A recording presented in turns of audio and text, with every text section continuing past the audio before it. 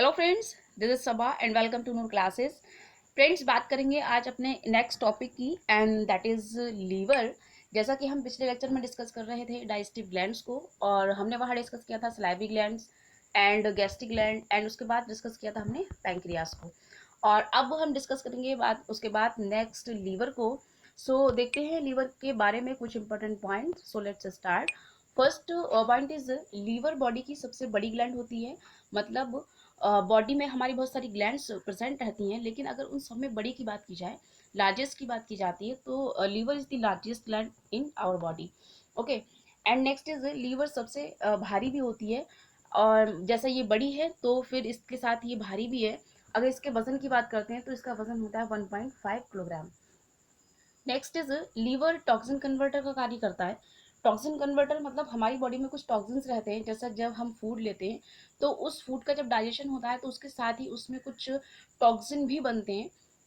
तो ये टॉक्सिन को कन्वर्ट करने का कार्य करता है लीवर। ये टॉक्सिन जो होते हैं ये हमारी बॉडी में ज़्यादा हार्मफुल होते हैं, हमारी बॉडी को ज़्यादा नुकसान देते हैं।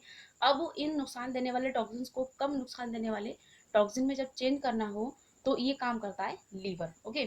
तो जैसे हमारी बॉडी में बनता है अमोनिया, और ये अमोनिया जो होता है ये हमारी बॉडी को ज़्यादा नुकसान देता है, ज़्यादा नुकसान पहुंचाता है। तो इसलिए इस अमोनिया को चेंज करना होता है किसी लेस हार्मफुल प्रोडक्ट में, और ये लेस हार्मफुल प्रोडक्ट होता है यूरिया।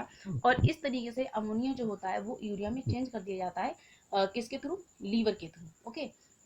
हमारी बॉडी में बना अमोनिया NH3, और फिर ये चेंज हो गया यूरिया में NH2CO NH2 में। अब ये यूरिया जो है ये जैसा कि वाटर में ज़्यादा सॉल्युबल हो जाता है इजी आसानी से, और इस तरीके से फिर जब वाटर में सॉल्युबल हो जाता है ये मतलब घुल जाता है, और फिर बाद में ये बॉडी के बाहर निकाल दिया जाता है। इससे ये बॉडी को हमारी ज़्यादा नुकसान नहीं पहुंचा पाता है। ओके। चलते हैं नेक्स्ट पॉइंट पे। एंड नेक्स्ट इज जहरीले पदार्थ के थ्रू सुसाइड करने वाले पर्सन्स में सबसे पहले उनकी लीवर का ही इन्वेस्टिगेशन किया जाता है। एंड जैसे कि अगर हम देखते हैं चूहे मार की दवा जो होती है, चूहे मार की दवा में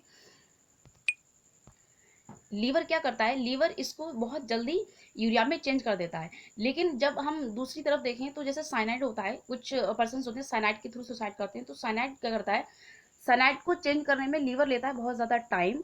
और लीवर जब ज़्यादा टाइम लेता है, क्योंकि साइनाइड तो बहुत ही ज़्यादा कॉम्प्लेक्स भी होता है, बहुत ज़्यादा हार्मफुल भी होता है इसी के साथ। तो इसमें जो हमारा लीवर होता है वो बहुत ज़्यादा टाइम लेता है इसको चेंज करने में, ठीक है, किसी भी दूसरे प्रोडक्ट में। लेकिन चूहे मार की दवा होती है वो लीवर बहुत जल्दी यूरिया में चेंज कर देता है। ये फैक्ट है। ओके। अगर हम सिक्रीशन की बात करते हैं लीवर के, तो सिक्रीशन के बारे में कुछ देखते हैं। यहाँ पर कुछ सिक्रीशन हैं। जैसे फर्स्ट की अगर हम बात करते हैं तो first one is heparin. Okay.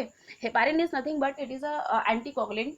ये जो होता है एंटीकोगुलेंट, मतलब कहते हैं जैसे हमारा ब्लड जो होता है, तो ब्लड जैसे कोई चोट लग जाती है तो ब्लड जब निकलता है, तो ब्लड निकलने के बाद क्या होता है, वो 1 मिनट में, 1 मिनट से 1 या 2 मिनट में वो होता है, वो कोगुलेट हो जाता है, मतलब जम जाता है, ठीक है। लेकिन यही ब्लड जब हमारी बॉडी के अंदर रहता है तो फिर क्यों नहीं जमता?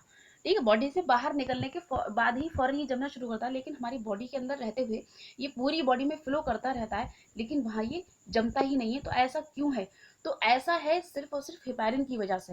हेपारिन जो होता है हमारी बॉडी में प्रेजेंट रहता है, और ये हमारी बॉडी में ब्लड को कोगुलेट नहीं होने देता, ब्लड को जमने नहीं देता, इसलिए हम इसको कहते हैं anti coagulant. Okay.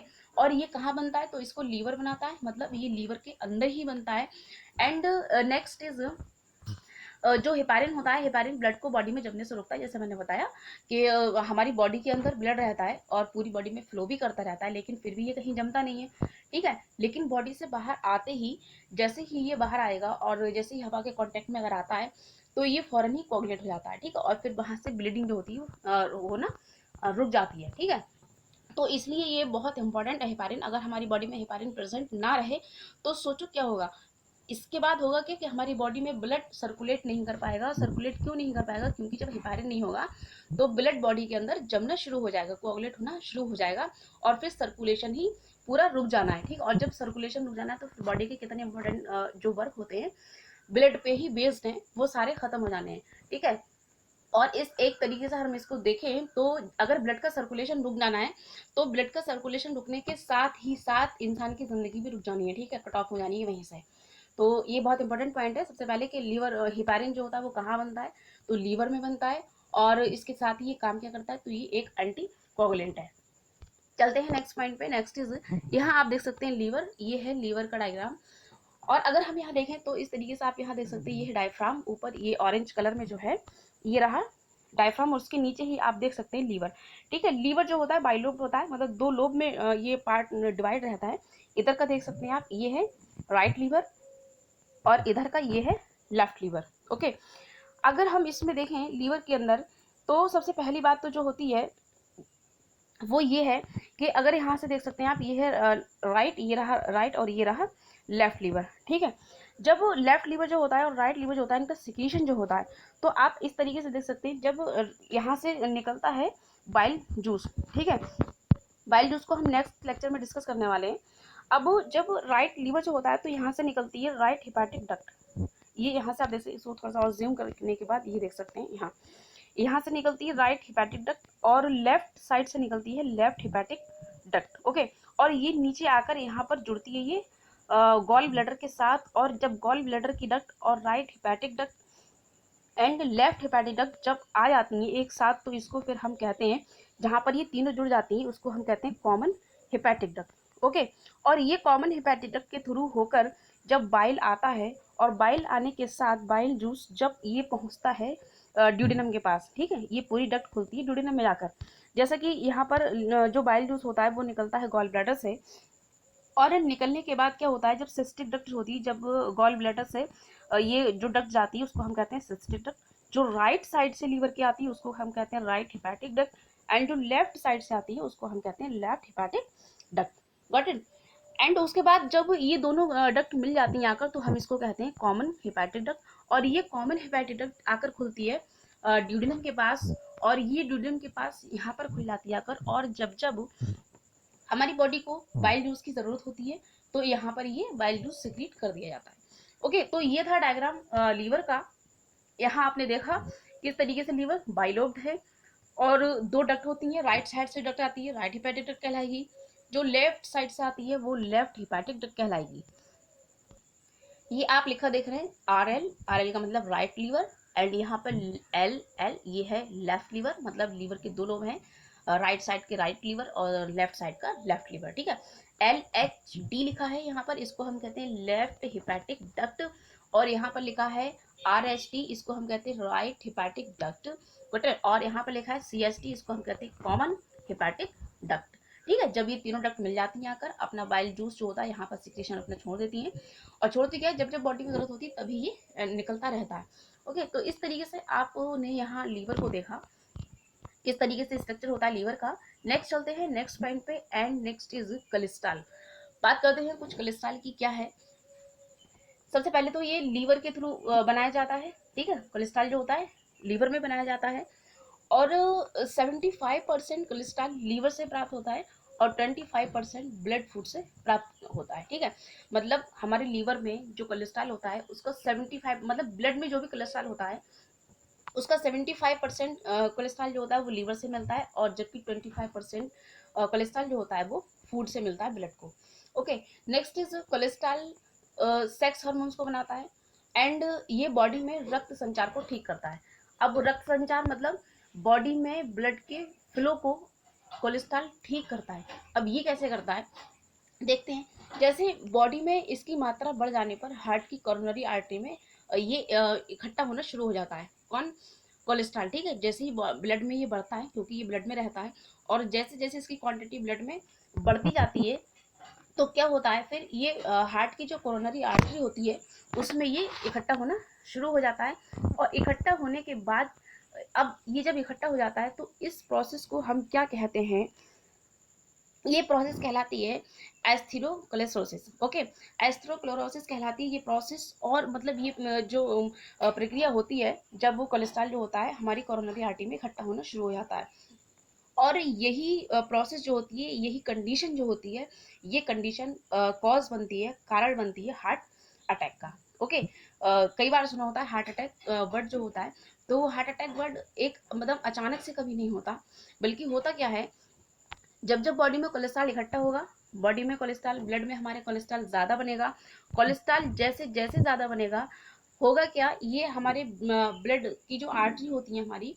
Coronary artery जो होती है, इसमें ये इकट्ठा होना शुरू होगा, और इकट्ठा होने के बाद ऐसा नहीं है कि आज इकट्ठा हुआ और फिर मतलब एकदम से हार्ट अटैक हो गया, ठीक है, ऐसा नहीं है, ये काफ़ी लंबा प्रोसेस है, काफ़ी लंबा टाइम लेता है, लेकिन हाँ, हमें ये पता नहीं लगता कब कब मतलब जो है कोलेस्ट्रॉल बॉडी में हमारी कोरोनरी आर्टरी में इकट्ठा हो रहा है, लेकिन जब ये हार्ट अटैक की कंडीशन आती है तभी हमें पता लगता है कि अरे ये क्या हुआ, ठीक है।